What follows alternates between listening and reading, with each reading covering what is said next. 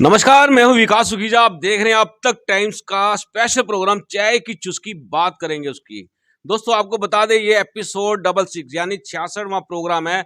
और इस बार का जो प्रोग्राम होगा वो हम आपको दिखाएंगे नवनियुक्त मीडिया कोऑर्डिनेटर जगमोहन आनंद से। आपको बता दें जगमोहन आनंद जी को खास तौर पर दो जिलों की अहम जिम्मेदारी सौंपी गई है, करनाल और कुरुक्षेत्र की।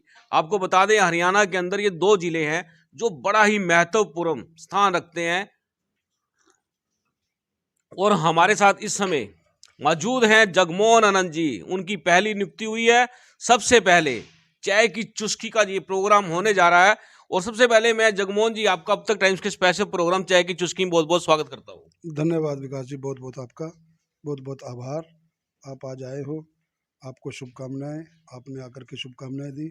आपका और आपके चैनल का और आपके व्यूअर्स का आपके माध्यम से मैं बहुत बहुत धन्यवाद और आभार प्रकट करता हूँ। बिल्कुल दोस्तों, हम भी जगमोहन आनंद जी को बधाई देते हैं कि उनको मुख्यमंत्री जी ने अपना मीडिया कोऑर्डिनेटर लगाया, करनाल और कुरुक्षेत्र का अहम जिम्मेदारी सौंपी है। दोस्तों, आपको बता दें काफी लंबे अरसे से करनाल की जो बातें हैं, समस्याएं हैं, करनाल के जो सवाल हैं जनता के, वो काफी समय लंबे अरसे से एक ऐसी जगह पर छुपे हुए थे जिनको आज हम निकालने की कोशिश करेंगे। तो सबसे पहले बात कर लेते हैं जगमोहन जी, आपको ये जो हमारा प्रोग्राम है चाय की चुस्की, बात करेंगे उसकी, कैसा लगा? बड़ा प्रमोशनल प्रोग्राम है ये।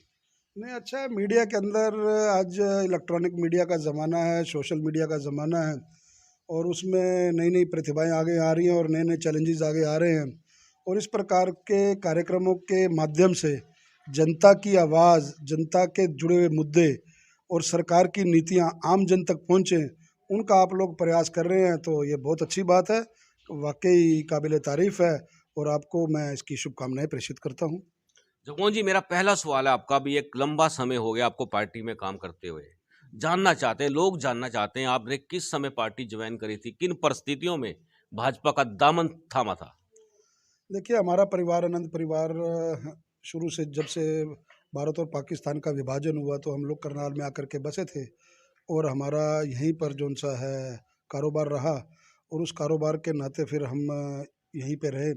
शुरू से ही बाल्यकाल से ही पाल्य परिवार हमारा राष्ट्रीय स्वयंसेवक संघ से जुड़ा रहा है और उसके अलावा समाज सेवा में काफ़ी बढ़ चढ़ करके हमारे परिवार ने हमेशा से आगे रहा है। उसके बाद माननीय मुख्यमंत्री जी ने आकर के ही मुझे एक महत्वपूर्ण जिम्मेवारी यहाँ पर सौंपी और वो मुझे भारतीय जनता पार्टी में लेकर के आए। उनकी उंगली पकड़ करके संगठन का काम करना मैंने सीखा और उन्होंने कई दायित्व मेरे को, प्रदेश का प्रवक्ता का दायित्व उन्होंने दिया, प्रदेश के सह मीडिया प्रभारी का दायित्व दिया, क्योंकि वो अपना एक कुशल संगठन करता थे। पहले हरियाणा के संगठन मंत्री थे, फिर उसके बाद विभाग संगठन मंत्री, हरियाणा, पंजाब, हिमाचल, जे एंड के कई क्षेत्रों में माननीय मुख्यमंत्री जी का जो संगठन का दायित्व था, उनका उनका वहाँ पर रहना और प्रवास का कार्यक्रम होता था।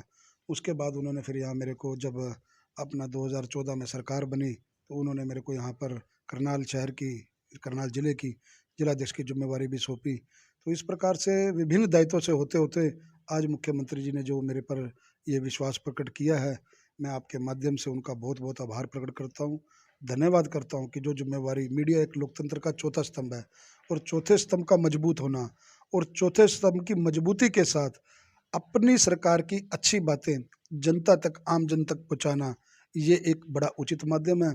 उस नाते से उन्होंने जो मेरे को जिम्मेवारी सौंपी है, मैं उनका भी आभार आपके माध्यम से करता हूँ। जगमोहन जी, यदि हम बात करें 2014 की, जिस समय एक माहौल, बड़ा अजीबोगरीब माहौल था, कांग्रेस का बड़ा तकड़ा विरोध था और उस समय भारतीय जनता पार्टी ने मनोहर जी को करनाल की नबज तोड़ने के लिए भेजा।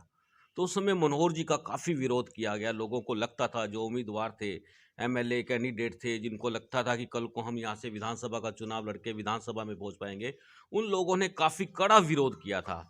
लेकिन बावजूद उसके अगर हम बात करें, धीरे धीरे जैसे काम किया गया, संगठन के लोगों ने किया, कुछ लोगों ने पर्दे के पीछे रह के किया, कुछ ने पर्दे के आगे रह के किया और कुछ लोगों ने तो सरेआम विरोध ही कर दिया। तो उस समय की बात करें, एक बार हम पुरानी बात को छेड़े, तो उस समय का क्या लगा था आपको? कैसा प्रतिक्रिया क्या थी आपकी? नहीं, स्वाभाविक है। देखो, राजनीतिक क्षेत्र के अंदर ये चीज़ें स्वाभाविक है। राजनीति में जब व्यक्ति आता है तो उसकी आकांक्षाएं होती हैं, उसकी महत्वाकांक्षाएं होती हैं और होनी भी चाहिए। लेकिन जब एक माननीय मुख्यमंत्री जैसा कद वाला व्यक्ति जो कि विभिन्न दायित्वों से होकर के यहाँ पर पहुँच रहे थे, वो उनका विरोध करना मैं समझता हूँ कोई उचित नहीं था। माननीय मुख्यमंत्री जी के बारे में कहा गया बाहरी, वो तो पूरे प्रदेश के जिन्होंने अपना घर त्याग दिया हो और जिस संगठन से वो आते हैं, जहाँ राष्ट्रीय स्वयंसेवक संघ के वो प्रचारक जीवन उन्होंने व्यतीत किया, बहुत देर उन्होंने करनाल में भी अपना समय व्यतीत किया, यमुनानगर जिले में व्यतीत किया, हिसार में व्यतीत किया, रोहतक में व्यतीत किया, उसके बाद फरीदाबाद में व्यतीत किया। इस प्रकार के व्यक्तियों को ये लोग फिर कोई बाहरी नहीं होते, इन लोगों का समाज पूरा हरियाणा जौन सा है वो उनका घर होता है, उनका समाज होता है। तो उस नाते से मैं उनको बाहरी कभी मैंने माना नहीं। जब व्यक्ति की सोच हरियाणा एक हरियाणवी की हो तो कहीं से आके वो तो चुनाव लड़ेगा ही। तो अब मैं मानता हूँ कि करनाल शहर को उन्होंने चुना और करनाल शहर को जो मान और सम्मान उन्होंने दिलवाया, हम लोगों ने यहाँ पर मेहनत की, करनाल की जनता ने उनके ऊपर आशीर्वाद दिया, करनाल से उनको विधायक बनाया। विधायक बनने के बाद ही तो वो मुख्यमंत्री बने और मुख्यमंत्री का शहर होने का सौभाग्य मुझे बड़ी अच्छी तरह याद है। पुरानी बातें होती थी, लोग कहते थे कि भी आज तक के मुख्यमंत्री उधर के बने हैं, तो हमारे जो पिताजी हैं या जो हमारे परिवार के बड़े लोग थे वो कहते थे भी जीटी रोड को भी कभी क्या अपना सीएम सिटी होने का सौभाग्य प्राप्त होगा। तो वो दिन देखने का हम लोग सौभाग्यशाली हैं कि वो दिन देखने का हम लोगों को मौका मिला। और करनाल के हमारा जन्म करनाल का है और करनाल को सौभाग्य प्राप्त करवाने में अगर मुख्यमंत्री जी बने और मुख्यमंत्री जी ने इसको सीएम सिटी का जो बनने का सौभाग्य दिया, ये हम सब करनाल वासियों के लिए एक गरिमापूर्ण गौरवपूर्ण बात थी कि हमारे शहर को सीएम सिटी होने का दर्जा प्राप्त हुआ। तो इस नाते से जहाँ तक विरोध की बात है तो स्वाभाविक है, कई कार्यकर्ता होते हैं, लेकिन सब ने साथ दिया, ऐसी बात नहीं है। मैं किसी व्यक्ति विशेष की बात करूं वो उचित नहीं होगा, लेकिन धीरे धीरे सब संगठन, मूल संगठन है, शुरुआत के 2 दिनों में 3 दिनों के बाद सब लोग सामान्य हो गए थे और सब लोगों ने मुख्यमंत्री जी के साथ मिलकर तन मन धन से काम किया और उसके बाद उसका नतीजा रहा कि माननीय मुख्यमंत्री जी को करनाल की जनता ने इतना भारी आशीर्वाद दिया। बिल्कुल दोस्तों, आपको बता दें कि जनता जब स्टार्टिंग में मनोहर जी आए थे करनाल में, तो जनता को बरगला दिया गया था, उनको हवा दे दी गई थी और जिन लोगों ने दे दी थी वो आपको मालूम ही है। मैं कमेंट्स में आपको लिख के बताऊंगा किन किन लोगों ने किस तरह से मनोहर जी का विरोध किया। और आपको बता देते हैं, कुछ लोग, चुनिंदा लोग जो संगठन से जुड़े थे, संगठन में बाल्यकाल से काम करते थे, उन लोगों ने वो पलड़ा पकड़ा मजबूती से और फिर उसके बाद वही माहौल दोबारा से मनोहर जी के पक्ष में क्रिएट हो गया। जगमोहन जी, मेरा एक सवाल है आपसे, आप भी काफ़ी लंबा अरसा हो गया भाजपा से जुड़े हैं, आप संगठन से भी जुड़े हैं, आरएसएस से भी जुड़े हैं। जिन लोगों ने मनोहर जी का साथ दिया, आज उनमें से तकरीबन, यदि आप मुझे कहेंगे नाम बताने के तो मैं आपको नाम बता दूंगा, सारे के सारे घर बैठे हैं। ऐसा क्यों हुआ, क्या चक्कर रहा कि उन लोगों को क्यों नहीं मान सम्मान मिल पाया? नहीं, किस प्रकार का मान सम्मान? संगठन जो हमारा मूल संगठन है, मूल संगठन का कार्यकर्ता तो कभी मान सम्मान का भूखा रहा ही नहीं। राष्ट्र हित सर्वोपरि के लिए काम करते हैं, राष्ट्र के लिए काम करते हैं, भारत माता के लिए काम करते हैं, फिर उसका कोई मानदेय मिले या ना मिले। आज मैं आपको बड़ा खुल के बात बताऊंगा, आपने बड़ा अच्छा प्रश्न किया। जो महत्वाकांक्षी लोग होते हैं, जिनको कोई महत्वाकांक्षा होती है, वो महत्वाकांक्षी लोग कभी भी सेटिस्फाइड नहीं होते। किसी पद पर भी रह करके, किसी सरकारी जिम्मेवारी पर भी रहे तो उनको सेटिस्फेक्शन नहीं होती। और एक जो सामान्य कार्यकर्ता है, जो झंडे लगाने वाला कार्यकर्ता, जो दरियां बिछाने वाला कार्यकर्ता, मैं अगर टिपिकल बात करूं, जो पुरानी बातें कही जाती हैं भी कुर्सी लगाने वाले और दरियां बिछाने वाले कार्यकर्ता, भारतीय जनता पार्टी का कार्यकर्ता कभी भी अपने आप को अपेक्षित महसूस नहीं करता। आज भी ऐसे कार्यकर्ताओं की, उन्हीं की बदौलत आज विश्व में सबसे विशाल पार्टी भारतीय जनता पार्टी बनी है, तो उन्हीं की वजह से बनी है। प्रधानमंत्री जी ने अभी हाल में एक माइक्रो डोनेशन का एक अपना कैंपेन लॉन्च किया है। आप देखिए कि भी 5 रुपये, 10 रुपये, 20 रुपये, 50 रुपये, 1000 रुपये तक उनकी बहुतायत है, उन कार्यकर्ताओं की बदौलत है जो पार्टी को माँ मानते हैं, पार्टी को माँ स्वरूप मानते हैं। ये कहना बेकार है। हमारी भारतीय जनता पार्टी की जो एक फौज है, मैं फौज कहूँ, कार्यकर्ता रूपी जो फौज है, वो कभी भी बैरक में नहीं बैठती, वो कभी बैरकों में जाती नहीं है, हमेशा बैरकों से बाहर है। अभी आप देखेंगे हमारे मूल संगठन के लोग और हमारे पार्टी के कार्यकर्ता इन 5 राज्यों में जो चुनाव हो रहे हैं, सभी लोग कार्यकर्ता वहाँ पर जिनकी ड्यूटियाँ लगी हैं सब लोग वहाँ अपने अपने क्षेत्रों में पहुँच गए हैं। तो मैं ये कहना उचित नहीं होगा। हाँ, कुछ लोग जिनकी अति महत्वाकांक्षा होती है, महत्वाकांक्षा और अति महत्वाकांक्षा, जिनकी अति महत्वाकांक्षा होती है वो अपवाद होते हैं, वो हर एक पार्टी में होते हैं, हर एक क्षेत्र में होते हैं। वो घर परिवार हो उसमें भी होते हैं।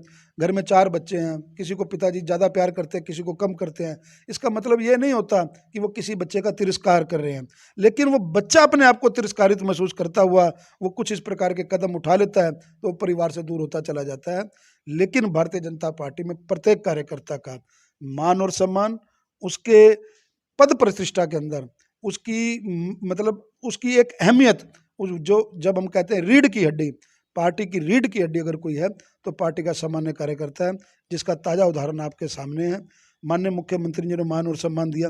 अब भी तो 1.5 साल तक कोई जिम्मेवारी जिलाध्यक्ष के बाद नहीं रही, लेकिन जब उपयुक्त समय आया, जब जिस कार्यकर्ता का उपयुक्त समय आता है तो अपने आप संगठन की नज़रें बहुत तेज होती हैं। संगठन सबके बारे में सोचता है। संगठन घर बैठे व्यक्ति को, ये भारतीय जनता पार्टी है जिन्होंने घर बैठे व्यक्ति को आज राष्ट्रीय अध्यक्ष तक अगर कोई पहुंचा तो वो कार्यकर्ता पहुंचा है, प्रधानमंत्री बना है तो वो एक कार्यकर्ता बना है। अभी मैं आपके माध्यम से एक बात यहाँ रखना चाहूँगा कि उत्तराखंड के जो अभी मुख्यमंत्री हैं धामी जी, उनका मैं एक इंटरव्यू सुन रहा था। उन्होंने कहा कि भाई मैं एक विधायक बना, विधायक बनने के बाद जब पहले बार मुख्यमंत्री जी चेंज हुए तो मुझे लगा कि मैं जो सा है अपना, मुझे इस बार मंत्री जरूर बना दिया जाएगा। मंत्री वो बने नहीं। उसके बाद उनको लगा कि भाई अब जब दूसरी बार वहाँ का मुख्यमंत्री चेंज हुआ उत्तराखंड का, तो उनको लगा इस बार मैं डिप्टी चीफ मिनिस्टर जरूर बनूंगा। कि मैं इधर भी भागा, उधर भी भागा, ऊपर भी गया, नीचे भी गया। उनका मतलब ऑन रिकॉर्ड इंटरव्यू है। तो कह रहा मेरे हाथ में भाई कुछ नहीं लगा। और तीसरी बार जब मौका आया तो कह रहे मेरे को, मैं कहीं ना गया ना आया और मेरे को घर से बुला करके आकर के मुख्यमंत्री बना दिया। तो सामान्य कार्यकर्ता यहाँ पर कब क्या उसको दायित्व मिल जाए, दायित्व की परिभाषा है। आज है कल नहीं है। आज मैं शुरू से कहता रहा हूँ, कई माध्यम में आपको कहा, कल जिलाध्यक्ष कोई और था, आज जिलाध्यक्ष कोई और है, कल कोई और होगा। आज संगठन में मैं हूँ, आज सरकार के अंदर मैं पार्ट बनाया हूँ, कल कोई और होगा। तो ये एक प्रक्रिया है। आदमी को समझना चाहिए, दायित्ववान कार्यकर्ता को समझना चाहिए, महत्वाकांक्षी होना जरूरी है। राजनीति में महत्वाकांक्षा होनी चाहिए, लेकिन कभी भी अपने आप को तिरस्कृत और कभी अपेक्षित महसूस नहीं करना चाहिए। पार्टी संगठन सबकी ओर ध्यान करता है। एक ना एक दिन कार्यकर्ता का ध्यान पार्टी या संगठन अवश्य करती है। जगमोहन जी, महत्वाकांक्षा होना जरूरी है, आप भी कह रहे हैं, मेरी बात से आप भी सहमत हो चुके हैं। तो कार्यकर्ता का महत्वाकांक्षा तो इतना ही है कि उसका मान लो कोई निजी काम है या कोई सामाजिक काम है, उसके लिए बात करना, उसकी बात को आगे रखना।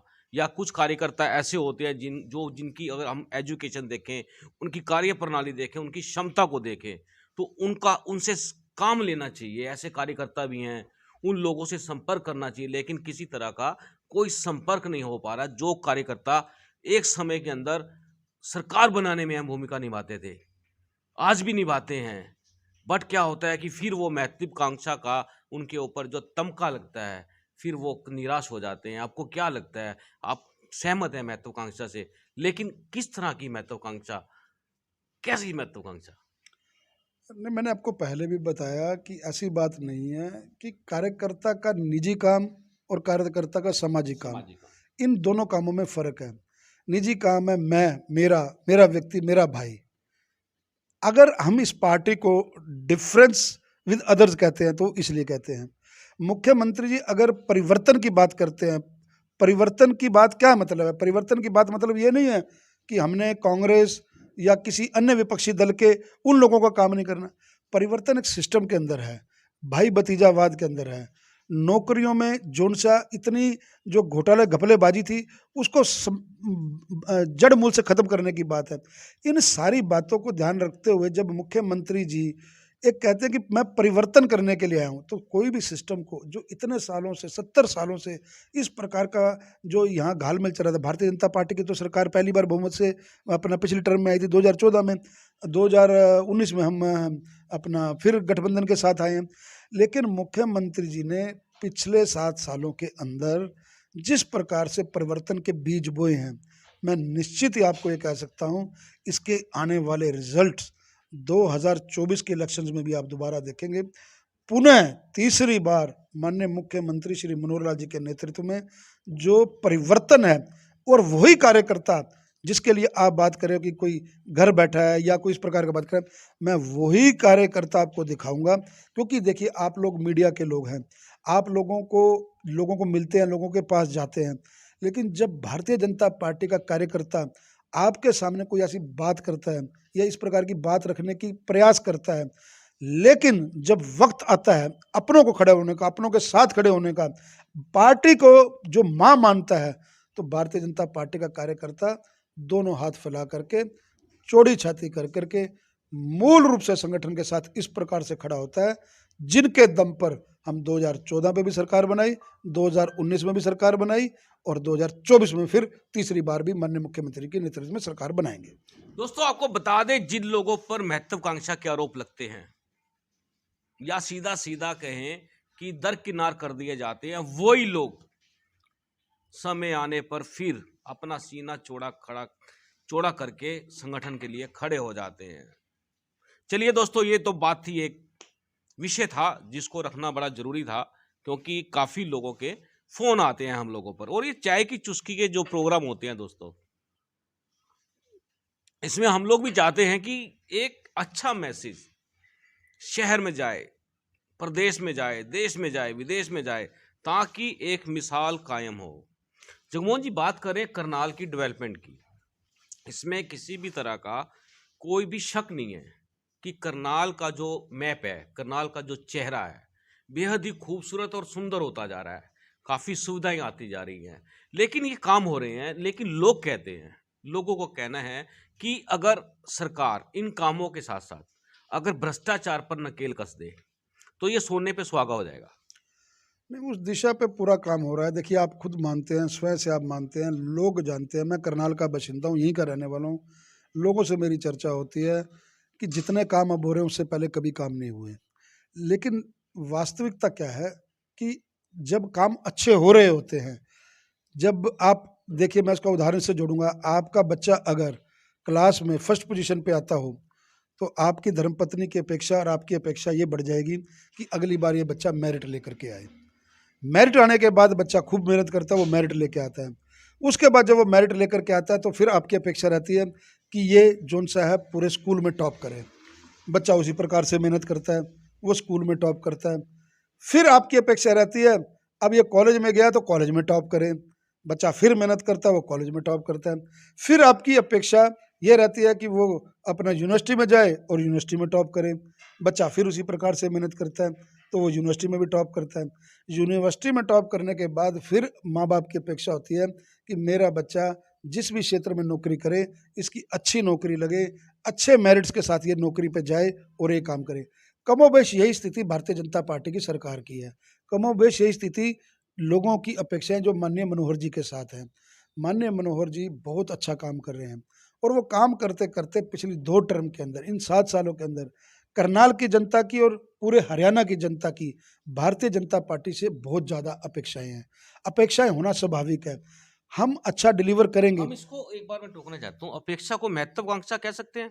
नहीं, महत्वाकांक्षा कभी जनता की करनाल कभी की क्यों नहीं होती? नहीं, करनाल नहीं, की महत्वाकांक्षा क्यों नहीं है? नहीं, नहीं, देखिए, महत्वाकांक्षा और अपेक्षा में फ़र्क है। महत्वाकांक्षा होती है निजी, अपेक्षाएँ होती है सामाजिक रूप से, सामूहिक रूप से। मैं इसलिए इसमें डिफ़रेंस करूँगा। महत्वाकांक्षा होगी मेरी महत्वाकांक्षा कि मेरे लिए, मेरे परिवार के नहीं लिए, नहीं, मेरे इसमें भाई वही के वही लिए। मेरे लिए, मेरे देश के लिए, मेरे शहर के लिए, मेरी पार्टी के लिए, मेरे संगठन के लिए, यही ये सेंटेंस है जो, ये सेंटेंस है। इसमें थोड़ा देखिए, शुद्धिकरण करना देख नहीं, शुद्धिकरण ये शब्दों की परिभाषा है। आप महत्वाकांक्षा कहें, मैं उसको अपेक्षाएँ कहूँ। अपेक्षाएँ सामूहिक होती हैं। इस मोहल्ले की अपेक्षा है कि हमारी सड़क जोन सी है वो अच्छी बने। अच्छी बात। हमारी अपेक्षा ये है कि हमारी स्ट्रीट लाइट अच्छे से जले। हमारी अपेक्षा ये है कि भी इसमें एलईडी लाइट लगे। हमारी अपेक्षा ये है कि सवेरे सीवरेज सिस्टम हमारा इसका बिल्कुल अच्छा और दुरुस्त हो। हमारी अपेक्षा ये है कि यहाँ पे रोज सफाई हो। तो ये अपेक्षाएं होना स्वाभाविक है। डोर टू डोर आज जिस प्रकार से करनाल का नगर निगम काम कर रहा है, इससे पहले कभी इस प्रकार के काम नहीं हुए। हम लोग भी यहीं जन्मे पले हैं, हम लोगों ने भी काम देखा है। व्यवस्थाएं बदल रही हैं, और उन व्यवस्थाओं बदलने में कहीं ना कहीं कुछ अपवाद, मैं इन चीज़ों से कभी भी डिनाई नहीं करता हूँ। कुछ चीज़ें होती हैं, सिस्टम धीरे धीरे ध्यान में आ रहे हैं, उन सिस्टमों को ध्यान में आप लोग ही ला रहे हैं। क्योंकि आप लोग स्तंभ हैं, चौथा स्तंभ कहा जाता है। आप लोग आंखें हैं जनता की, आप लोग जोन से कान है जनता के। आप लोग ये सिस्टम लेके आते हैं, उन सिस्टमों को हम लोग अपना माननीय मुख्यमंत्री जी के समक्ष उठाते हैं और उन पर कार्रवाई भी हो रही है। तो जनता की अपेक्षाएं होना बहुत स्वाभाविक है। उन अपेक्षाओं पे खरा उतरने का प्रयास माननीय मुख्यमंत्री जी हर दिन, हर घंटे, हर मिनट जो उनसा है, विशेषकर पूरे हरियाणा के ऊपर तो उनका ध्यान है ही, विशेषकर करनाल की मतलब इतनी व्यस्तता के ऊपर भी, छोटे से छोटे काम के ऊपर भी, हम लोगों से तो टेलीफोन पे टच रहते ही हैं, लेकिन वो बात करते रहते हैं। लेकिन और अच्छे काम और अच्छे से काम कैसे हों और भ्रष्टाचार मुक्त शासन कैसे हो, जनता के रुपए का दुरुपयोग ना हो, जनता के टैक्स का जो दिया गया रुपया हो उसका दुरुपयोग ना हो, और अच्छे काम हम कैसे कर पाएं, उनके सुझाव भी, उनके लिए हम प्रयत्न भी माननीय मुख्यमंत्री जी के संज्ञान में ला करके मतलब और अच्छे से करें। इन्हीं सब चीज़ों के लिए ही ये सारी व्यवस्थाएं माननीय मुख्यमंत्री जी बना रहे हैं। आज परिवार पहचान पत्र जो उनका ड्रीम प्रोजेक्ट है उसके ऊपर दिन रात काम कर रहे हैं, ताकि आम जनता को अंत्योदय की भावना, जिसको हम समाज में जो अपेक्षित व्यक्ति है, अंतिम कड़ी में खड़ा हुआ व्यक्ति है, उस तक जो सरकार की अच्छी योजनाओं का लाभ है, सरकार की उसका जीवन यापन है, उसका अच्छा हो। इतना बड़े प्रोजेक्ट के ऊपर अगर मुख्यमंत्री जी काम कर रहे हैं तो मैं नहीं समझता ये कुछ छोटी छोटी चीज़ें अपवाद हैं। सीएम सिटी होने के नाते सीएम सिटी का अपना एक गौरवपूर्ण इतिहास रहा है। दानवी राजा कर्ण की धरती रही है और उस धरती के अंदर ऐसे ऐसे योद्धा रहे हैं जिन्होंने विश्व पटल पर भारत के मानचित्र पर अपना स्थान पाया। तो उस क्षेत्र का विकास अच्छे से हो, आप सब लोगों के सहयोग से, करनाल की जनता के सहयोग से, और किस प्रकार की कोई कमियां उनका दूर करने का प्रयास मैं हरदम करूंगा। माननीय मुख्यमंत्री जी के संज्ञान में कोई छोटी से छोटी बात भी है, यहाँ हमारा संगठन है, हमारे जिलाध्यक्ष हैं, हमारी मेयर है, हमारे पार्टी के कई पदाधिकारी हैं, माननीय मुख्यमंत्री जी के अपना प्रतिनिधि हैं, सब लोग हम साथ मिलकर ये प्रयास करते हैं कि करनाल का एक सार्वजनिक विकास हो। अच्छे से हम लोग सब लोग माननीय मुख्यमंत्री जी की अपना गाइडलाइंस के चलते हुए जनता को किसी प्रकार की तकलीफ ना हो, उन सब चीज़ों को दूर करने का प्रयास हरदम करते रहेंगे। बिल्कुल दोस्तों, आपको बता दें जिस तरह से सवालों के जवाब सामने आ रहे हैं, तो उसी में मैं एक ये जो चैप्टर चल रहा था जगमोहन जी महत्वाकांक्षा वाला, इसको मैं ख़त्म करना चाहता हूँ। तो जो कार्यकर्ता हैं जो मन में महत्वाकांक्षा रखते हैं समाज के प्रति, या उनका जब वो समाज को जोड़ते हैं पार्टी से, तब वो लोगों के काम होते हैं, फिर वो महत्वाकांक्षा का नाम चला जाता है। इस सेक्टर को कैसे क्लोज किया जा सकता है? क्या उन कार्यकर्ताओं की तरफ किस तरह से पार्टी की तरफ से ध्यान दिया जाएगा, कैसे होगा? नहीं, बिल्कुल बिल्कुल, इसमें कोई दो राय नहीं है। पार्टी का कार्यकर्ता के बिना हमारे पास है क्या? पार्टी का जो पार्टी के लिए दिन रात बिना किसी लाग लपेट के, बिना किसी स्वार्थ की भावना से कार्यकर्ता काम कर रहा है, तो कार्य करने वाले को ही कार्यकर्ता कहा जाता है। जो कार्य करता है, और कार्य किसके लिए करता है? राष्ट्र हित सर्वोपरि जब हम बात करते हैं भारत माँ के लिए, माँ स्वरूप जो हमारी पार्टी है भारतीय जनता पार्टी है, तो ऐसे कार्यकर्ताओं के मान और सम्मान में मैं आपके माध्यम से विश्वास दिलाता हूँ कि कोई कमी नहीं आने दी जाएगी। बिल्कुल जगमोहन जी, आपसे जानना चाहते हैं आपने पार्टी कौन से सन में ज्वाइन की? भारतीय जनता पार्टी में कौन से सन में आए आप?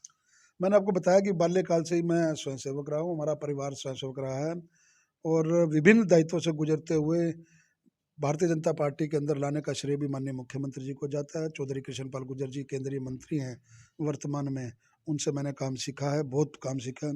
और व्यक्तिगत अगर मैं बात करूं तो यहाँ के सांसद संजय भाटिया जी, जो संगठन के घड़े हुए, मतलब जिनको मैं कह सकता हूँ जो विभिन्न दायित्वों से गुजरे हुए और निस्वार्थ भाव से आज वो सांसद हैं, और यूपी के अंदर इलेक्शंस के अंदर उनकी सेवाएं संगठन को मजबूत करने के लिए ली जा रही हैं।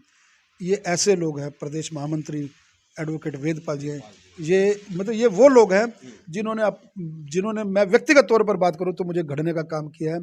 और जाति बरादरी से ऊपर उठ करके, मतलब जब हम बात करते हैं तो पार्टी के अंदर देश हमारे लिए सर्वप्रथम, तो इस प्रकार के कार्यकर्ताओं के साथ मेरे को काम करने का सौभाग्य प्राप्त हुआ है। और पार्टी तो आज वर्षों से पार्टी के अंदर ज्वाइनिंग की हुई है। मैं ज्वाइनिंग किया कि मूल रूप से पार्टी गई हैं, ज्वाइन तो वो व्यक्ति करता है जो अपना पार्टी से हटके हो। तो मूल संगठन जो हमारा विचार परिवार है, वहाँ से दायित्ववान कार्यकर्ता निकलते हैं, कुछ लोग वहाँ पे काम करते हैं राष्ट्र की समर्पण और सेवा भावना के, और राजनीतिक क्षेत्र में जब आते हैं तो जिस प्रकार से जनसंघ से भारतीय जनता पार्टी का विलय हुआ और भारतीय जनता पार्टी में आज कार्यकर्ता काम कर रहे हैं। माननीय मुख्यमंत्री जी लंबे समय तक अपना संगठन का काम देखते रहे, एक प्रचारक के रूप में उन्होंने जीवन यापन किया और आज वो भारतीय जनता पार्टी की सरकार का नेतृत्व कर रहे हैं। जिस प्रकार से मोदी जी लंबे समय तक प्रचारक रहे और उसके बाद भारतीय जनता पार्टी में उनको भेजा गया और आज देश के प्रधानमंत्री का, तो ऐसे असंख्य उदाहरण है।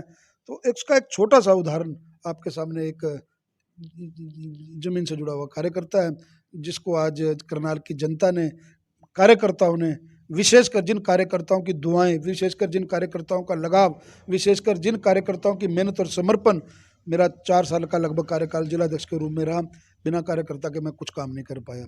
संगठन के सैकड़ों ऐसे पदाधिकारी, ऐसे पूर्व जिलाध्यक्ष जिनकी मेहनत के दम पर मैंने जिला चलाया, जिनकी मेहनत के दम पर मैंने प्रदेश के अंदर प्रवक्ता की जो भूमिका निभाई, प्रदेश के अंदर व्यापार प्रकोष्ठ का जो मैं प्रदेश का अपना वाइस प्रेसिडेंट था वो निभाया, मीडिया की मैंने बड़े लंबे समय तक अपना सह प्रभारी की भूमिका पूरे प्रदेश की निभाई, और आज माननीय मुख्यमंत्री जी ने जो अपना कोऑर्डिनेटर बना करके जो सरकार में दायित्व दिया है, वो अब मेरी ये चुनौतीपूर्ण पारी तो मैं नहीं कहूँगा, क्योंकि अगर पारियों को चुनौतीपूर्ण माना जाए तो फिर आप व्यक्ति जो सा है वो कहीं असहाय होकर के वो काम नहीं कर पाता।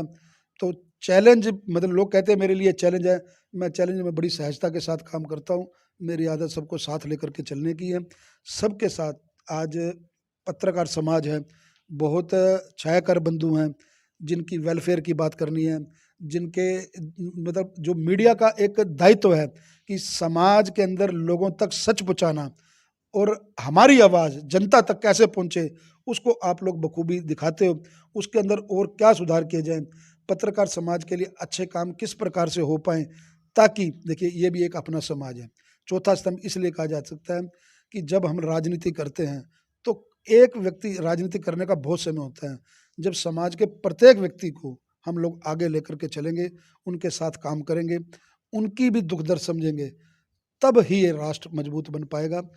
जो हम वसुधैव कुटुंब की भाषा करते हैं, उसकी बात करते हैं, तो सर्वजन हिताय, जिसमें सारे समाज के लोग, चाहे वो 36 बिरादरी के लोग हों, चाहे वो पत्रकार समाज हो, इन सब लोगों को साथ लेकर के चलने का जो करनाल और कुरुक्षेत्र का दायित्व है माननीय मुख्यमंत्री जी ने सौंपा है। मैं प्रभु से प्रार्थना करना चाहूँगा कि मुझे इतनी हिम्मत और शक्ति दे कि मैं जिस दायित्व को उन्होंने मेरे को दिया है, उस दायित्व पे मैं पूर्व की भांति खरा उतरने का पूरी ईमानदारी व निष्ठा के साथ प्रयास करूँगा। बिल्कुल जगमोहन जी, एक सवाल कर लेते हैं। अभी हाल ही में अभी करनाल में माननीय मुख्यमंत्री जी के आदेश पे ही एक फ्लाईओवर बनाने की बात चल रही है और वो रेलवे रोड पे पूरा बनेगा, फिर वो जो हमारे वाल्मीकि चौक है वहाँ से बस स्टैंड की तरफ भी आएगा। अभी ये काम शुरू होने वाला, उससे पहले ही कांग्रेस के लोगों में हड़कंप मचा हुआ है। उनको लगता है कि इसमें बहुत बड़ा भ्रष्टाचार होने वाला है। भी जो काम अभी शुरू ही नहीं हुआ, उससे पहले ही एजिटेशन शुरू कर रहे हैं लोग। क्या लगता है आपको, क्या ये लोग कितने समाज के प्रति सचेत रहने वाले हैं? मैंने आपको पहले कहा, देखिए हर कोई भी डेवलपमेंट का काम हो वो राजनीति की भेंट नहीं चढ़ना चाहिए। कल मैं परसों देख रहा था, कांग्रेस के नेतृत्व में कुछ ज्ञापन सौंपा गया है, उसमें व्यापारी कौन था मुझे बताइए। जहाँ से फ्लाईओवर शुरू होना है और जहाँ पे जाकर के ख़त्म होना है, उनमें से कोई वहाँ का दुकानदार था क्या? उसमें कोई भी उसमें उस प्रकार का व्यापारी था? और उन ज्ञापन देने के बाद मैंने कई कमेंट्स पढ़े, उन्होंने कहा नहीं डेवलपमेंट होनी चाहिए, किसी को नुकसान नहीं होगा। कुछ कांग्रेस के लोगों ने इस बात को माना है कि भाई इसमें, जहाँ तक मेरी व्यक्तिगत बात होती है, लेकिन कुछ लोगों को राजनीति, देखिए उनका काम है राजनीति करना, मैं उसको बुरा नहीं मानता। वो अगर इस प्रकार की बातें नहीं करेंगे तो वो लोग राजनीति कैसे करेंगे? लेकिन जब शहर के विकास की बात हो, आपको राजनीति विरोध के लिए विरोध करना ये उचित नहीं है। आपके पास मुद्दे होने चाहिए, आपके पास एक सिस्टम होना चाहिए। आप किसी अच्छी चीज़ का विरोध करो कि ये चीज़ शहर की जनता के साथ गलत हो रहा है। आज आप मुझे बताइए, कमेटी चौक पर शाम को आप पैदल चल सकते हैं? गाड़ी पार्किंग खड़ी करने के आपके पास जगह नहीं है, कंधे से कंधा टकराता है, उससे व्यापार नहीं करा। हाँ, अगर कोई व्यापारियों के पास सुझाव है, व्यापारियों के पास कोई इस प्रकार की कंक्रीट योजना है, व्यापारियों के सुझाव मांगे जाए। अभी कोई काम शुरू तो हुआ नहीं, 3 बार अपना सबके पास ये अखबारों में निकल चुका है। अगर कोई व्यापारी वहाँ पर सुझाव देता है कि भाई इसको इस तरह से ढंग से बनाना चाहिए, इसको इस ढंग से, तो उसके ऊपर बैठ कर के विचार किया जा सकता है। कोई भी चीज़ जनता के ऊपर थोपी नहीं जा सकती। जनता को साथ लेकर के चलने का प्रयास हर टाइम करेंगे। और मैं आपके माध्यम से विश्वास दिलाता हूँ, मैं राजनीति की बात नहीं करता। मैं व्यापारी रहा हूँ कमेटी चौक पर, मेरी 40 साल पहले तक दुकान रही है, मैं वहीं पे व्यापार करता हूँ। मैं तो अब जा कर के वहाँ से बाहर निकला हूँ। कारण क्या है व्यापार निकलने का कि मेरे पास कोई आता था तो मैं इतनी देर में चाय पिलाता था, इतनी देर में पुलिस गाड़ी उसकी उठा के ले जाती थी। तो वो मैं उस पीड़ा से निकला हूँ। लेकिन वो पुराना बाजार है, पुराने बाजार कभी खत्म नहीं हुआ करते। हाँ, व्यवस्था बनाना जरूरी है जो करनाल की जनता की डेवलपमेंट के लिए जरूरी है। लोग गाड़ियां लेकर के ऊपर से ऊपर बाहर चले जाएंगे। जिसको शहर में काम करना वो शहर में आएगा ही आएगा, उसको आना पड़ेगा। तो वो कहीं किसी के व्यापार को चोट नहीं पहुंच रही। फिर भी मैं ये बात दोबारा दोहरा रहा हूँ, फिर भी अगर व्यापारियों के पास कोई कंक्रीट योजना है तो मैं पूरे विश्वास के साथ आपके माध्यम से ये बात माननीय मुख्यमंत्री जी के आगे रखूंगा, जिला प्रशासन के आगे बात रखूंगा कि बैठ के क्रॉस द टेबल जब भी माननीय मुख्यमंत्री जी हैं, व्यापारी समाज आ गया है, उसमें क्या डेवलपमेंट हो सकती है, क्या चेंजिंग हो सकती है, क्या उसमें कमी है, क्या उसमें अच्छाई है, वो हम मिल बैठ करके बात करके उस अमली जामे को सिरे पर चढ़ाएंगे। खाली इस प्रकार से ज्ञापन देने से इस प्रकार के डेवलपमेंट के काम नहीं रुकते, वो काम चलते ही रहते हैं। जनता के हित के लिए अगर हम लोग काम करेंगे, जनता के हितों के लिए डेवलपमेंट होगी, तो वो आने वाली पीढ़ियों के लिए हमेशा अच्छी रहती है। जगमोहन जी, फ्लाईओवर बन जाता है मान लो, तो बनना तो है ही है, अगर एक दिन तो बन ही जाएगा, क्या कंधे से कंधे नहीं टकराएंगे? नहीं, मैं समझता हूँ, देखिए वहाँ बड़ी पार्किंग की बड़ी भारी समस्या हाँ, है। ये बात है। और जब लोगों ने, क्योंकि मेन आप देखेंगे गवर्नमेंट कॉलेज से निकल करके सेक्टर 6 से जब व्यक्ति आता है तो बीच बाजार में से होकर के उसको रेलवे रोड जाना पड़ता है। तो मैं समझता हूँ कि भी वो जाम की जो परिस्थिति है उससे काफ़ी आराम मिलेगा। मैं फिर ये दोहरा रहा हूँ कि सब लोगों की सुझाव से कोई चीज़ हम थोप नहीं रहे। हम लोगों को सारी उम्र करनाल में रहना है, हम लोग उसी जगह पर रहे हैं, हम लोग वहाँ की मजबूरियाँ समझते हैं। मैं आपको बताया कि आज हालात इतने बुरे हैं कि आदमी शाम के समय में पैदल नहीं चल सकता। मेन बाजार है कर्ण गेट। तो अगर वहाँ के व्यापारी सुझाव देते हैं, कोई अच्छा सुझाव देते हैं, तो प्रशासन को वो सुझाव मानना ही होगा। मैं आपके माध्यम से बात कहता हूँ, माननीय मुख्यमंत्री जी के सामने हम जब लाएंगे, जनता की आवाज़ को कोई नहीं दबा सकता, जनता की आवाज़ सुननी ही पड़ेगी। और जनता अगर कोई अच्छा निर्णय लेकर के आती है, जनता कोई अच्छा सुझाव लेकर के आती है, तो माननीय मुख्यमंत्री जी के माध्यम से हम उसको चेंज करवा करके वो उस प्रकार से काम करेंगे। जगमोहन जी, ये सुझाव लेगा कौन? लोग कहते हैं कि एक बार हमारे से बात की जानी चाहिए, प्रशासन को, डिप्टी कमिश्नर करनाल को एक बार हम लोगों से बात करनी चाहिए। तो एक बार एक मैसेज कैसे फ्लैश होगा कि डिप्टी कमिश्नर करनाल की तरफ से यदि आप कोई फ्लाईओवर से संबंधित कोई सुझाव देना चाहते हैं, कोई बदलाव चाहते हैं, किसी भी तरह का कोई नया तरीका बताना चाहते हैं, उसके लिए ये मैसेज आएगा तभी तो आएगा सुझाव। नहीं, आपके माध्यम से मैं अपना करनाल के लोगों को या जो लोग उससे इफेक्टेड होने की सोच रहे हैं, मैं आपके देखिए, अगर ऐसा कोई सुझाव होता ना तो उस दिन विज्ञापन देने वालों में शहर का 200 व्यापारी साथ होता। सब ग्रुपों में मैसेज डाले हुए थे कि इस प्रकार के विज्ञापन देना, इसका विरोध करना है। पहले 1 दिन तो 2 दिन तो वो पोस्टपोन हुआ। उसके बाद देखा कि भी राजनीति चमकानी है, तो फिर ये काम शुरू हुआ। व्यापारी कभी भी डेवलपमेंट का विरोध नहीं करता। व्यापारी आने वाली पीढ़ियों की सोचता है कि आज ये हालात है, 20 साल अब देखो शहर कितनी तेजी से विकसित हो रहा है।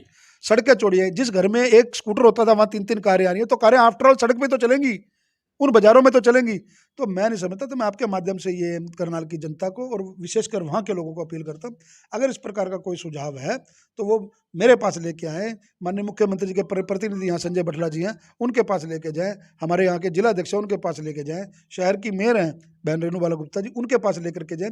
किसी के पास व्यापारी जाए, व्यापारियों की बात सुनी जाती है, सुनेंगे, सुनते रहे हैं, तो उसे लेकर के जाएँ। और प्रशासनिक अधिकारियों की बात करें तो हमारे जो डीसी साहब हैं निशान जी, वो जनता के बीच में रहने वाले हैं। व्यक्तिगत तौर से मैं उनको जानता हूँ। जब भी कभी मैंने जनता के हितों के लिए बात की है तो कभी भी उन्होंने कोई थोपने वाली बात नहीं की। तो उनके पास अगर लेके जाते हैं, मैं समय लेकर के देता हूँ व्यापारियों को, मेरे पास आए तो उनसे बैठ करके बात कराएंगे कि किसी प्रकार की जनता के ऊपर, हमें जनता के लिए काम करना है। हम जनता के लिए हैं, जनता के द्वारा हैं। ये बात मैं आपको बड़े क्लियरली माध्यम से करा दूं। माननीय मुख्यमंत्री जी करनाल के प्रति बहुत सजग है। अगर कोई अच्छा डेवलपमेंट उनके निगाह में करनाल के व्यापारियों की आती है तो मैं बिल्कुल समझता हूं कि वो उसको पूरा किया जाएगा। बिल्कुल दोस्तों, आपको बता दें, बड़ी बात सामने निकल के आई है कि सरकार मनोहर जी की जनता के लिए बनी है, जनता ने बनाई है और जनता के लिए ही काम करेगी। एक चुस्की ले लेते हैं छोटी सी। जगमोहन जी, अगर कोई इतराज ना हो, एक चुस्की वाला सवाल पूछ लूं आपसे। प्लीज, जरूर। जगमोहन जी, आप जब स्वतंत्र हैं। जब मनोहर जी यहाँ करनाल में आए थे 2014 में, आपको भी झटका लगा था कि नहीं लगा था? मैं आपको वास्तव में आपके दिल की बात बताऊं, माननीय मनोहर जी करनाल में आए 2013 में, 2014 में चुनाव लड़ने के लिए, लेकिन बहुत कम लोगों को इस चीज़ का आभास है। माननीय मुख्यमंत्री जी उससे पहले निगम के चुनावों के, जो निगम के चुनाव होने थे, उनके संयोजक थे। जहाँ तक झटके की सवाल है, वो कहते हैं ना कि जोर का झटका धीरे से लगे। वो एक एडवर्टाइजमेंट आती है ना कि भाई जोर का झटका धीरे से लगे। मैं अपने आप को मैंने कभी भी उनके समक्ष खड़ा हुआ नहीं पाया। मैं एक सामान्य कार्यकर्ता हूँ। मेरे को सारा जीवन लग जाएगा उनके समक्ष उनके कद के बराबर खड़ा होने के लिए। वो एक अपने आप में एक व्यक्तित्व है। उससे पहले जब वो निगम के चुनावों के लिए आए, तो उस समय ही शायद मैं पहला व्यक्ति था। तो माननीय मुख्यमंत्री जी को मैंने कहा कि माननीय मुख्यमंत्री जी, भी आप जो सा है यहाँ पर लोकसभा का चुनाव लड़ लें और मैं विधानसभा का चुनाव लड़ लूँगा। तो माननीय मुख्यमंत्री जी, क्योंकि संगठन के लोग हैं, तो वो हंस पड़े। या आज आपको चर्चा करो, आपने सवाल पूछा है, तो वो हंस पड़े। हम गाड़ी में अपना दिल्ली से आ रहे थे, तो तब मैंने उनको कहा, तो तब तो पता नहीं था क्या होना था। लोकसभा चुनावों के लिए तो अश्विनी चोपड़ा जी को यहाँ से संगठन ने टिकट दी और उसके वो पूरे अपना संयोजक थे। तो उन दिनों भी हम लोग अपना होर्डिंग अपना खूब लगाया करते थे। एक प्रतिस्पर्धा होती थी कि भी टिकट इस तरह से हो जाए। दावेदारी, राजनीतिक क्षेत्र दावेदारी रखनी पड़ती है। तो माननीय मुख्यमंत्री जी को जब यहाँ से चुनाव लड़ने की बात हुई, तो शायद मैं पहला व्यक्ति था। तो मैंने कहा, बाबू जी, जब आपने ही चुनाव लड़ना था तो कम से कम आप मेरे को 2 साल पहले कह देते, जो मेरे इतने होर्डिंग लगे उसका खर्चा बच जाता। तो ये एक हंसी वाली बात है। तो माननीय मुख्यमंत्री जी हंसने लग गए। जो मुख्यमंत्री बनने के बाद जब पहली बार उनका भोजन यहाँ था मेरे घर, तो तब मैंने उनको, सभी लोग बैठे थे, एक सामान्य बात होती है, तो मैंने कहा कि भी मेरा होर्डिंग का खर्चा बच जाता। तो कहते, ये तो खर्चा आप कर रहे थे, ये तो आपको सोचना चाहिए था। तो ये खैर एक मजाक की बात है। तो मैं ये बात कह रहा हूँ कि भाई माननीय मुख्यमंत्री जी का जो उनके समक्ष का कद है, वो जीवन में कभी भी मेरा नहीं हो सकता, ना मैं कभी उस लायक समझा। और अब भी मैंने तो अभी पिछले दिनों जब वो करनाल कई मीडिया में आया कि मुख्यमंत्री जी जो सा है वो अपना करनाल छोड़ देंगे जी, वो तो गुड़गांव चले जाएंगे, और आप लोग मीडिया के साथ ही इस प्रकार की बातें करते हो, तो तभी हमने नहीं की ये बात। नहीं, मैंने कहा आप इस प्रकार साथी करते हैं, मीडिया के साथी, मैंने मीडिया के साथी कहा। तो हर तरह के लोग होते हैं कि भाई पंचकुला जाएंगे जी, वहाँ जाएंगे जी, वहाँ। तो मैंने कहा चर्चाओं को विराम देना, देखिए पता क्या होता है, चर्चाओं को विराम देना कार्यकर्ता का एक प्रयास होता है। जब इतने अच्छे काम हमारे करनाल को हो रहे हैं, एक मुख्यमंत्री की तारीफ आप देखिए, देश का प्रधानमंत्री सार्वजनिक रूप से कर रहा हो, आज तक इस प्रकार के किसी मुख्यमंत्री की तारीफ नहीं की। उन्होंने कहा कि मुख्यमंत्री बनने के बाद मनोहर जी की प्रतिभा के अंदर, उनके काम करने की क्षमता के अंदर और जितना निखार आया है, इसे देख करके मैं बहुत प्रसन्न हूँ कि वो राष्ट्र की सेवा, अपने प्रदेश की सेवा इस प्रकार से करें। क्या ये छोटी बात है? हम कहाँ खड़े होते हैं, हम उनके पास को भी नहीं है। आज जीवन मैं चाहूँगा माननीय मुख्यमंत्री जी करनाल का प्रतिनिधित्व करते रहें। उनके नेतृत्व में वो करनाल से ही चुनाव लड़ेंगे, कहीं जाने वाले नहीं हैं, और जाने की अगर वो सोचेंगे तो हम जाने नहीं देंगे। उनके नेतृत्व में हम करनाल का और विशाल अपना, जिसे कहते हैं ना, मैंने आपको कहा ना, तीसरी बार फिर मनोहर लाल, तो उस ध्येय पे मेरे को काम करना है। उस पथ पर चलते हुए करनाल की जनता को साथ लेकर के उनके लिए दिन रात समर्पित होकर के हम लोग ये काम करेंगे। जगमोहन जी, अगर बात करें मुख्यमंत्री जी के हृदय को लेकर, क्योंकि जितनी नज़दीकी से मैं उनके हृदय को जानता हूँ, उतनी नज़दीकी से शायद आप भी नहीं जानते, क्योंकि जो उनका हृदय है दोस्तों, ये बड़ी रियलिटी बात है। कहीं आपको मेरी बात बुरी लगे दोस्तों, लेकिन मैं आपको बता दूं, क्योंकि चीफ मिनिस्टर मनोहर लाल जी के हृदय तक पहुंचना बहुत बड़ी बात है। अगर आप रियलिटी का भी मौका मिले तो आप उनसे अपने हृदय की बात और उनके हृदय से सुनेंगे। मैं लिखित में दे सकता हूँ जगमोहन जी कि क्यों उनका बड़ा विराट हृदय है, भी एक बार वो बड़ी गंभीरता से लेते हैं, ये बात तो फैक्ट है। इसमें कोई दो राय नहीं है। वो एक समय पे दोस्त हैं, एक समय पे भाई हैं, एक समय पे पिता हैं और एक समय पे आपके गार्जियन हैं। ऐसी प्रतिभा अगर किसी मुख्यमंत्री में है तो केवल मनोहर लाल जी में है। मैं उनको जितने वर्षों से जानता हूँ, आपकी गलती है वो डांटने में 1 मिनट समय नहीं लगाते हैं। बिल्कुल। व्यक्तिगत रूप की अगर आपकी कोई आकांक्षा है, उनके समक्ष कोई बड़े से बड़ा व्यक्ति अपने आप को फन्ने का समझता है, उसकी परवाह नहीं है। और सबसे बड़ी विशेषता है जो आपने हृदय की बात की, विशाल हृदय की। अगर आपने कोई गलती कर दी है, अगर आपने संगठन के प्रति कोई गलती कर दी है, और यहाँ तक कि अगर आपने मनोहर जी को कोई अपशब्द कह दिए हैं या मनोहर जी के बारे में कोई बात कह दी है, एक पल के लिए तो मन में गुस्सा स्वाभाविक रूप से सबसे आता है। दूसरे ही पल अगर कोई व्यक्ति उसको भुलाता है, दूसरे पल उसको कोई माफ़ करता है, तो वो मनोहर लाल है। उनकी मुस्कुराहट है जो, वो अपने आप ही अपना प्यार झलक देती है। ऐसे कई से उदाहरण हैं, बहुत से ऐसे उदाहरण है कई ये। से उदाहरण बिल्कुल हैं। fact है ये। मेरे साथ व्यक्तिगत घटित कई उदाहरण हैं कि अगर किसी बात का उनको गुस्सा लगा है, उन्होंने मन में नहीं रखी, उन्होंने बिल्कुल उसी समय बात कर करके उसको कहा ये ऐसे है ऐसे। लेकिन आप 10 मिनट बाद भी कभी ऐसा नहीं लगा कि भी ये अभी ये व्यक्ति ये बात कर रहे थे और अभी ये व्यक्ति ने ये बात कर दी। ऐसा लगता था इनसे अच्छा तो कोई व्यक्ति ही नहीं है। मतलब उनका विशाल हृदय किसको कहा जाता है? विशाल हृदय इसी को कहा जाता है जिसके अंदर कोई इस प्रकार की विशाल आत्मा कहें या वास्तविकता कहें कि पल के अंदर उनके कई मन में बात गई और 10 मिनट बाद ही वो बात खत्म होकर के वो एक सामान्य कार्य। देखिए, जो व्यक्ति देश के लिए, राष्ट्र के लिए अपना परिवार छोड़ सकता है, अपने रिश्तेदार छोड़ सकता है, अपने माँ बाप को छोड़ सकता है, अपने भाई बहन को छोड़ सकता है, वो व्यक्ति किससे द्वेष रखेगा? ऐसे लोग या तो भगवे वस्त्र में साधु होते हैं या सार्वजनिक जीवन में प्रचारक जीवन जीने वाले राष्ट्रीय सेवा संघ के प्रचारक होते हैं, या फिर राष्ट्र की सेवा करने के लिए ऐसे दायित्व पर आकर के जब वो मुख्यमंत्री बनते हैं या मंत्री बनते हैं या प्रधानमंत्री बनते हैं, ऐसे लोगों के मन में एक पीड़ा होती है समाज के प्रति, कार्यकर्ता के प्रति, राष्ट्र में रहने वाले लोगों के प्रति। तो ये विशाल हृदय माननीय मुख्यमंत्री जी का है। मेरा सौभाग्य है कि मुझे उनके साथ काम करने का वर्षों का अनुभव है और आगे भी मैंने आपको कहा कि जीवन भर, मैं तो अभी कल ही मिल करके आया हूँ, उनका मतलब आशीर्वाद परिवार के साथ मैंने इसलिए स्नेह लिया है।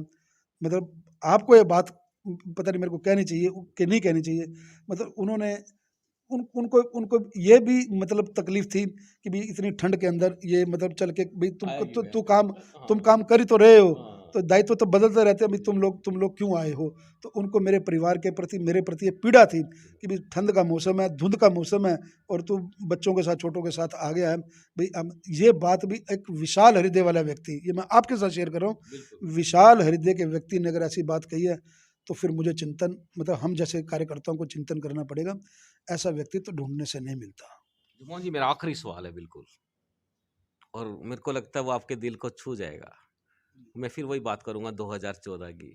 आपको वो समय याद है जब आपको एक जिम्मेदारी सौंपी गई थी, एक फ़ोन कॉल आया था मुख्यमंत्री जी का कि जगमोहन जी अब आपने मेरा ये काम संभालना है।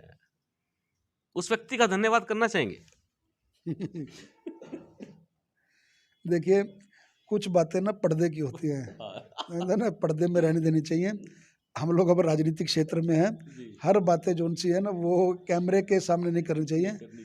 माननीय मुख्य चाय की चुस्की में तो कर नहीं, चाय की चुस्की है। देखिए, आप अपने कार्यक्रम की टीआरपी बढ़ाए, उसका माध्यम कुछ भी रखें, लेकिन कुछ बातें व्यक्तिगत होती है। माननीय मुख्यमंत्री जी विशाल हृदय के व्यक्ति हैं। उन्होंने जो जिम्मेवारी जिस प्रकार से, जिस रूप से, जिस भी कार्यकर्ता को सौंपी, वो कार्यकर्ता ने उस जिम्मेवारी को बड़ी ही ईमानदारी के साथ, निष्ठा के साथ निर्वहन किया।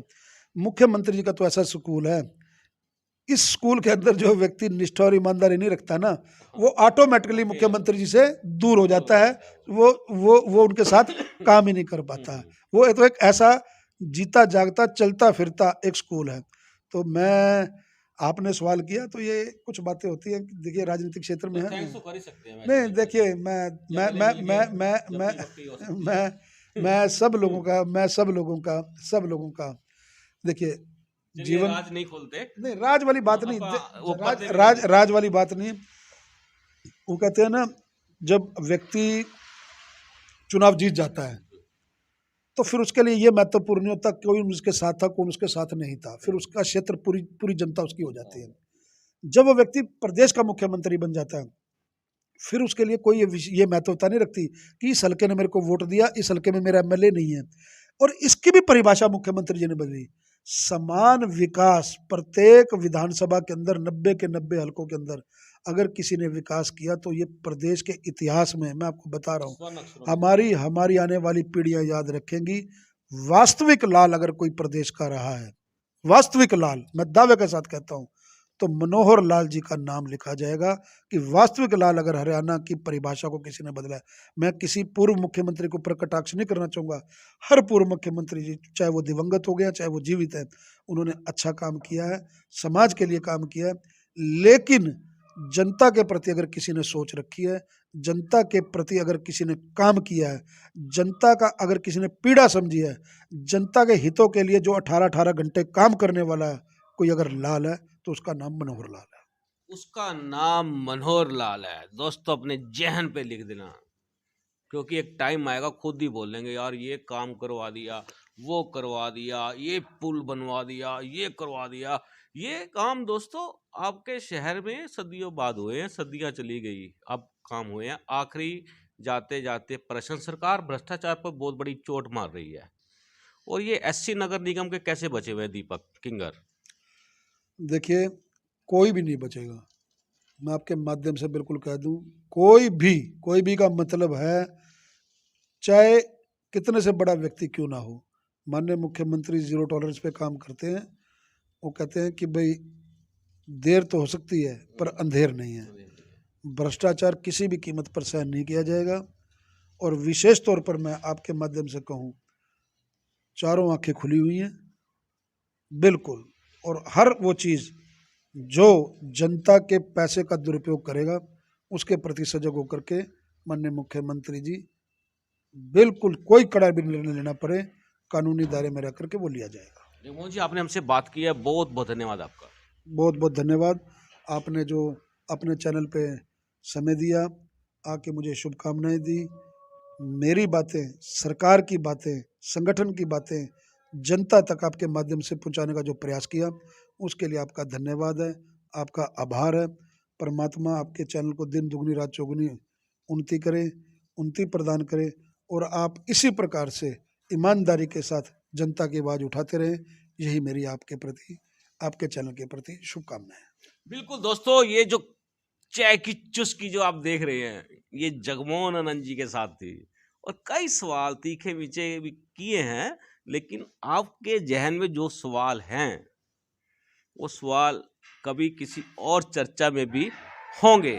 आप देख रहे हैं अब तक टाइम्स। और जाने से पहले आपको बता दें, हम आपको जल्दी दोस्तों एक ऐसी सड़क दिखाने वाले हैं जो कम से कम 1 फुट मोटी है, कंक्रीट की सड़क, और जिले करनाल में बनाई जा रही है। लाखों करोड़ों रुपए उस सड़क पे खर्च आ रहे हैं, लेकिन उस पर कोई ट्रैफिक चलने वाला नहीं है। एक रोल मॉडल दिखाएंगे। आप देख रहे हैं अब तक टाइम का स्पेशल प्रोग्राम चाय की चुस्की, बात करेंगे उसकी। मैं हूं विकास मुखीजा अपने साथी कृष्ण के साथ। नमस्कार, जय हिंद, जय भारत।